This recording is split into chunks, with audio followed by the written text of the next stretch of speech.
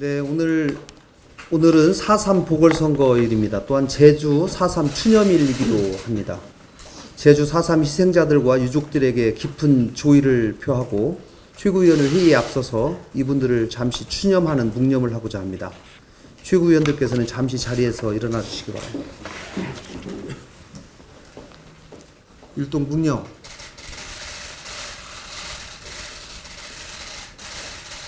바로 작성해 주십시오.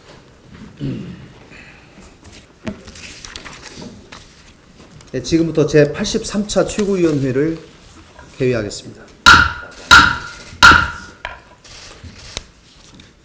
네, 오늘은 제주 4.3 사건 71주년입니다. 손학규 당대표님과 권은희 정책위 의장께서 제주도에서 진행되는 정부 추념식에 참석하셨습니다. 제주 4.3 사건은 한국 현대사에서 한국 전쟁 다음으로 인명피해가 많았던 비극적 사건입니다. 민족 내부의 부끄러운 참극이었습니다. 우여곡절 끝에 제주 4.3 특별법이 만들어졌지만 아직도 진상규명과 피해보상 등에 있어서 완전하게 해결되지 못한 부분이 많습니다. 제주 4.3 사건의 명확한 진상규명은 대한민국이 인권과 법치가 살아있는 국가로 거듭나기 위해서 반드시 필요한 과정입니다. 아직 끝나지 않은 유해 발굴, 또 4.3 희생자 유족 신고, 이런 일에 국가는 물론 우리 사회 전체가 함께 노력해야 합니다.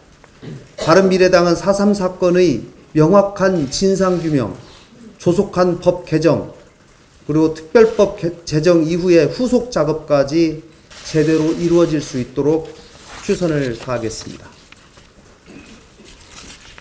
부실한 인사 검증이 초래한 인사 실패에도 불구하고 청와대 국민소통 수석 비서관이 내놓은 브리핑을 보면 청와대와 대통령과 청와대가 국민의 목소리를 제대로 듣고 있는 것인지, 또한 야당과 협치를 하려는 의지가 있는 것인지 의심스럽습니다. 이번 개각은 2달 이상의 충분한 검증 시간이 있었습니다. 그 정도 기간이면 일반 기업의 말단 직원에게 알아보라고 해도 청와대의 검증 결과보다는 나았을 것입니다. 청와대는 민정수석의 무능을 두고 언제까지 핑계만 삼을 것입니까? 대통령 취임 초기에는 시간이 부족하다고 했습니다. 지금은 후보자가 스스로 말을 하지 않아서 몰랐다고 변명하고 있습니다. 구차한 변명과 핑계가 아니라 책임을 져야 할 문제입니다. 청와대 인사검증의 무능과 무책임은 2년 넘게 충분히 보여줄 만큼 보여주었습니다. 대통령에게 청문보고서 재송부 요청을 거둘 것과 조국 민정수석의 경지를 다시 한번 강력하게 촉구합니다. 어제 바른미래당은 김학의 사건과 버닝썬 사건에 대한 상설특검 수사 요구안을 제출했습니다. 두 사건은 그동안 검찰과 경찰의 미온적인 수사로 인해서 진실규명이 제대로 이루어지지 않고 있었습니다. 더욱이 민주당과 한국당은 이 두 사건을 두고 진실규명보다는 정쟁에 집착하면서 시간만 보내고 있었습니다. 바른미래당은 두 사건의 진실이 밝혀지고 그에 따른 처벌이 조속히 이루어질 수 있도록 상설특검에 의한 특검 수사 요구안을 제출한 것입니다. 국민들은 권력 유착 의혹을 철저하게 파헤쳐서 그 진실이 밝혀지기를 기다리고 있습니다. 상설특검으로 진행될 특검 수사에 대한 양당의 명확한 입장과 적극적인 동참을 기다리겠습니다. 정부가 추경 편성을 준비해서 4월 말쯤 국회에 제출할 것으로 알려졌습니다. 미세먼지 저감 대책 등 민생을 위해서 반드시 필요한 것은 검토해야겠지만 경제와 관련해서는 신중을 기할 것을 촉구합니다. 정부는 경제와 일자리를 위한다면서 올해 470조 원 규모의 슈퍼 예산을 편성한 바 있습니다. 그러면서도 불과 몇 달 만에 추경을 얘기하고 있습니다. 세금으로 국가 경제를 살리고 일자리 창출을 할 수만 있다면 경제와 일자리 문제에 성공하지 못할 나라는 어느 곳도 없을 것입니다. 시장 경제에 대한 철학과 인식부터 바꿔야 합니다. 지금 우리 경제는 이미 실패가 확인된 소득 주도 성장의 폐기와 경제 정책의 전면적 전환이 시급합니다. 또한 규제 혁신과 최저임금 인상 동결 등으로 시장 경제에 긍정적인 시그널을 주어서 기업이 스스로 투자할 수 있도록 길을 열어주어야 합니다. 특히 국가 부채가 1682조 원 규모로 1년 새 127조 원이나 급증하고 있는 현실을 고려해야 합니다. 적자 국채 발행을 동반할 수밖에 없는 추경은 필요한 곳에만 최소화해서 편성되어야 할 것입니다. 탄력근로제 확대에 관해서 더 이상 시간이 없습니다. 자유한국당의 조속한 결단을 촉구합니다. 3월 임시국회 기한이 3일 남았습니다. 한국당은 오늘이라도 전향적 자세로 법 개정에 임해서 이번 주 안에 처리될 수 있도록 해야 합니다. 한국당이 말로만 경제를 외칠 것이 아니라 행동으로 보여줘야 합니다. 탄력근로제 문제가 개정되지 않으면 산업계와 노동계는 엄청난 혼란을 겪게 됩니다. 만약 한국당이 이러한 혼란을 방조하는 이유가 정부 여당을 향한 민심 악화를 기다리는 것이 아니라면 법 개정에 나서지 못할 이유가 없습니다. 탄력근로제 확대는 한국당도 누차 주장해왔던 것입니다. 문제는 다른 정치적 사안에 맞물려서 시간을 끌 문제가 아닙니다. 가장 시급한 민생 문제입니다. 해당 상임위인, 환노위 간사들은 실질적으로 합의를 하고 의견의 공감대가 형성된 상황입니다. 한국당 지도부의 조속한 결단을 간곡하게 요구합니다. 이상입니다. 이정미 정의당 대표는 자기 당 후보에 대해서 허위사실을 유포하여 선거법을 위반했습니다. 국민에게 즉각 사과하고 사실관계 바로잡기 바랍니다.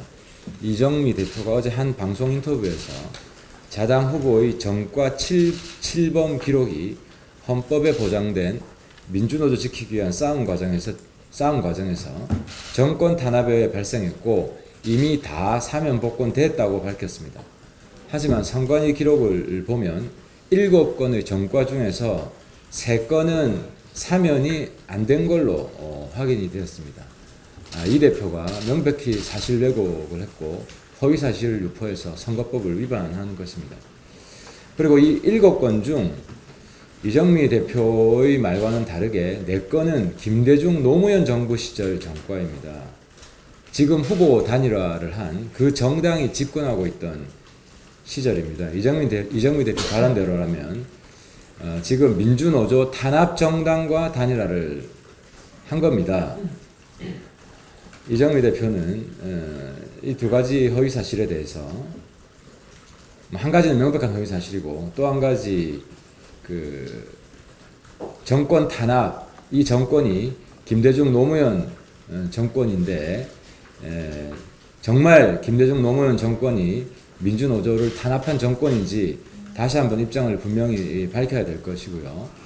민주당 이해찬 대표도 이정미 대표가 당시 김대중 노무현 정부가 민주노조 탄압 정권이라고 했는데 여기에 대해서 동의하는지 입장을 밝혀주시기 바랍니다. 상황을 보고 고발할 수도 있습니다. 문재인 정부는 대한민국을 국가 부도난 제2의 그리스의 길로 이끌고 있습니다. 그 근거 자료가 어제 확인이 되었습니다. 작년 국가 부채가 127조가 늘어나 1700조에 육박했습니다. 127조 중에 앞으로 공무원과 군인에게 줘야 할 연금 충당분이 94조, 75%나 됩니다. 물론 여기에는 문재인 정부가 늘리기로 한 공무원 17만 명분은 포함되지 않습니다. 평균 수명 늘어나는 걸 감안하면 공무원 연금 주다 나라 망한 그리스꼴 나는 게 현실화되고 있는 것입니다. 공무원 군인연금은 국가가 책임질 수밖에 없습니다. 결국 서민들, 사회적 약자 위에 써야 할 국민 세금이 평생 직장 보장되는 특권층에게 들어가서 부익부 빈익빈 심화시키는 결과가 초래되는 겁니다. 물론 이 문제가 100% 다 문재인 정부 책임은 아닙니다. 하지만 공무원을 줄이지 않고 공무원을 17만 명이나 늘려서 이 상황을 악화시키는 것은 전적으로 문재인 정부 책임이고, 그 상황이 악화되면 대한민국이 제2의 그리스꼴 나게 되는 것입니다. 게다가 이 10년, 20년 후에 국가 부도의 위기가 오게 되면 그 부담은 몽땅 지금 20, 30대가 다 안아야 됩니다. 그저께 한 청년단체의 대표가 대통령 앞에서 눈물을 흘렸습니다. 그 눈물은 그 대표만의 눈물이 아니라 우리 대한민국 모든 청년의 눈물입니다. 문재인 대통령은 이 청년들의 부담을 줄여주기는커녕 더 늘리고 있습니다. 청년들에게 재앙인 정부가 되어가고 있습니다. 지금이라도 결단을 촉구합니다. 대한민국 공무원 확대하는 정책 즉각 폐기하고 적어도 공무원 현 수준으로 동결하겠다는 선언을 해야 합니다.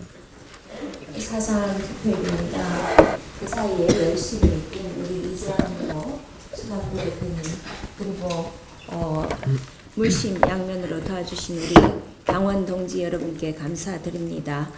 저희들이 열심히 한 만큼의 좋은 결과를 기대합니다. 매번 나오는 경제 관련 통계가 나빠지기만 하여 말하기도 거북스럽습니다. 며칠 전 작년 생산, 소비, 투자, 수출까지 모두 추락했다고 얘기했는데 어제 한국경제연구원의 발표에 의하면 작년 우리나라 고용의 양과 질이 더 나빠졌다고 합니다. 저임금 일자리가 늘고 특히 40대 고졸 고용이 급감했다고 합니다. 참 큰일입니다. 40대는 자녀들의 성장과 함께 가장 돈이 많이 드는 시기입니다. 또 일찍 산업 전선에 나서겠다고 하는 고졸의 젊은이들에게 희망은 주지 못할 망정, 일자리가 없어서 전전긍긍해서야 되겠습니까? 이들은 서울시나 경기도의 청년수당 대상자에도 해당이 안 됩니다. 문재인 대통령은 업무지시 1호로 일자리위원회를 만들고 청와대에 상황판까지 설치하였습니다. 지금 이 상황판은 무엇을 표시하고 있는지 궁금합니다.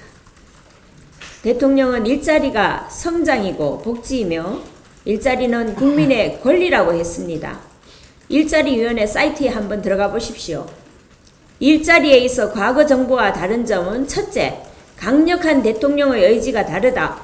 업무지시 1호로 일자리위원회 신설을 지시했다. 둘째, 한 푼의 국가 예산이라도 반드시 일자리 만드는 데 쓰이도록 하겠다고 했습니다. 그렇게 나와 있습니다. 일자리위원회를 만들면 뭐합니까? 위원회는 금년에도 한 번도 개최되지도 않았고 일자리위원장 명의로 직원 채용, 용역, 홈페이지 고도화, 입찰 등이 올라와 있습니다. 이 위원회의 역할을 모르겠습니다. 쓸데없이 예산 낭비하지 말고 일자리위원회를 바로 해체하십시오. 일자리 창출 목적으로 54조를 쓰고도 이런 성적표를 받았다면 당연히 반성해야 되는 거 아닙니까? 대통령은 답해야 합니다. 한 푼도 아닌 회세 54조가 어떻게 쓰여서 어떤 일자리를 만들었는지 국민께 얘기해야 합니다. 이전 정부와 다르게 하겠다고 했으니 이전 정부 탓은 못하겠죠. 다시 한번 부탁하건대 위원회가 있어도 실효성이 없으니 근데 뭔가는 해야 하니 직원을 채용하고 홈페이지도 고치고 용역도 줍니다. 대통령이 이런데 결제할 만큼 한가한 자리입니까? 일자리위원회는 즉각 없애기 바랍니다. 그리고 국민들에게 54조가 어떻게 쓰였고 어떤 일자리를 만들었는지에 대해 소상히 밝혀주기를 요청드립니다.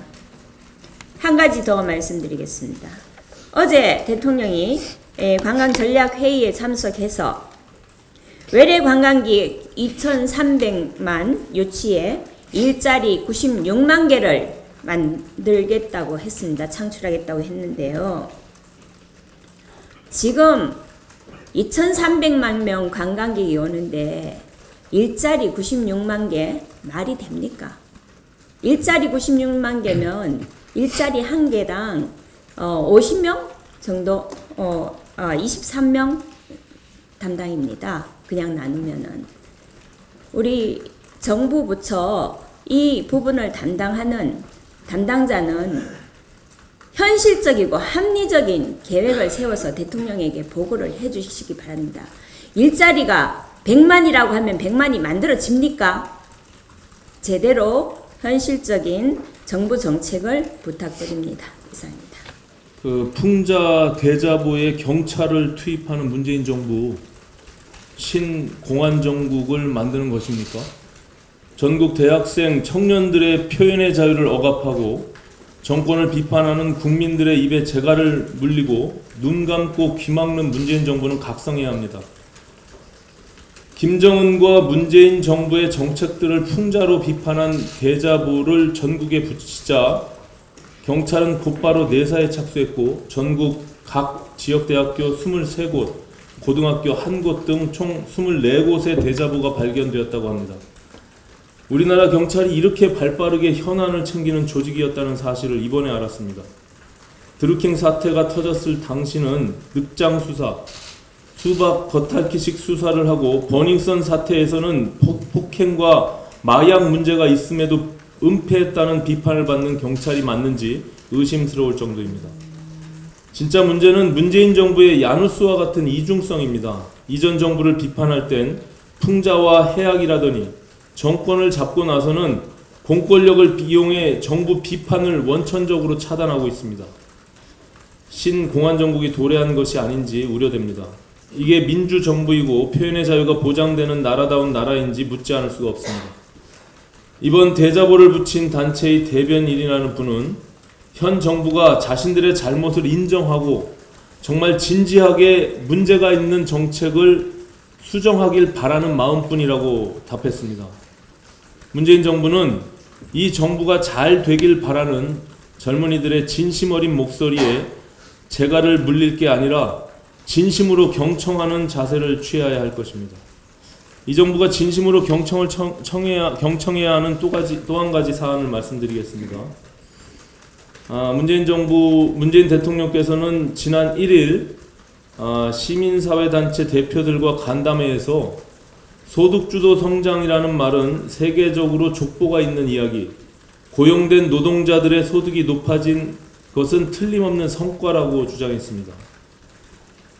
생산성 향상 없이 인위적으로 소득만 올리면 경제가 성장한다는 발상은 어느 경제학 교과서에도 나오지 않는 허구이자 사기다. 소득은 생산의 결과물이지 성장의 동력이 될 수 없다. 분배 차원에서 나름대로 장점을 갖지만 소득주도 성장이 경제를 획기적으로 활성화하는 결과를 가져올 수는 없다. 서강대학교, 연세대학교, 서울대학교 교수들께서 말씀하신 내용입니다. 제발 진심으로 경청을 하시기 바랍니다. 비록 문재인 대통령 말과 같이 고용된 근로자의 소득은 높아졌을지 모르지만 그 이면에는 수많은 소상공인과 취약된 근로자들이 생업을 잃고 빈곤층으로 전락했습니다. 학계에서 검증조차 되지 못한 소득주도 성장 실험을 더 이상 무리하게 추진해서는 안 될 것입니다. 더 늦기 전에 소득주도 성장에 대한 문재인 대통령의 잘못된 인식을 바로잡기 바랍니다. 대한민국 경제를 더 이상 한가한 실험의 대상으로 삼지 마시기 바랍니다. 이상입니다. 어제 해운대에서 큰 산불이 나서 지금도 그 진화 작업 중이라고 합니다. 그 지역은 제 옆지역구입니다. 옆지역구고 다행히 90% 정도 불은 잡았다. 아침 7시 45분 뉴스로. 근데 이제 아직 10% 정도 불이 남아 있고 그리고 그 기장 쪽으로 그 옆에 있는 붙어 있는 기장 쪽으로 지금 확산이 되고 있다고 합니다. 먼저 이 화재를 진압하는데 지금 고군분투하고 계신 소방관들 그리고 어용 소방대원들 그리고 여러 공무원들 노고에 대해서 감사를 드리고요. 몇 가지 당부를 드리면은 그 주민들이 한 80여 명 대피 중이라고 하는데 요양원도 있고 어르신들이 많습니다. 그래서 어르신들이 이 연기 때문에 어떤 건강에 큰 침해가 있지는 않은지 위험은 있지는 않은지 부산시에서 좀 건강 진단을 꼭 해주셨으면 좋겠다는 한 말씀을 드리고요. 그리고 그 주변 지역에도 아주 강한 타는 냄새가 심해서 창문을 열어놓기가 힘들었다고 합니다. 그리고 공기청정기를 틀어도 탄내가 심하게 났다고 합니다. 그래서 그 주변 가까운 지역에까지 노약자 같은 경우는 건강 진단을 꼭 해주셨으면 좋겠습니다. 그리고 우리 안행부에서도 추가 지원할 부분이 있으면 최대한 지원을 해서 더 이상 산불이 확대되지 않도록 지금 거의 6만 평 정도가 탔다고 하는데 더 이상 확대가 되지 않도록 좀 최선의 노력을 다해 주시기 부탁드립니다. 네, 공개 회의는 이것으로 마치겠습니다. 언론 여러분들 감사합니다.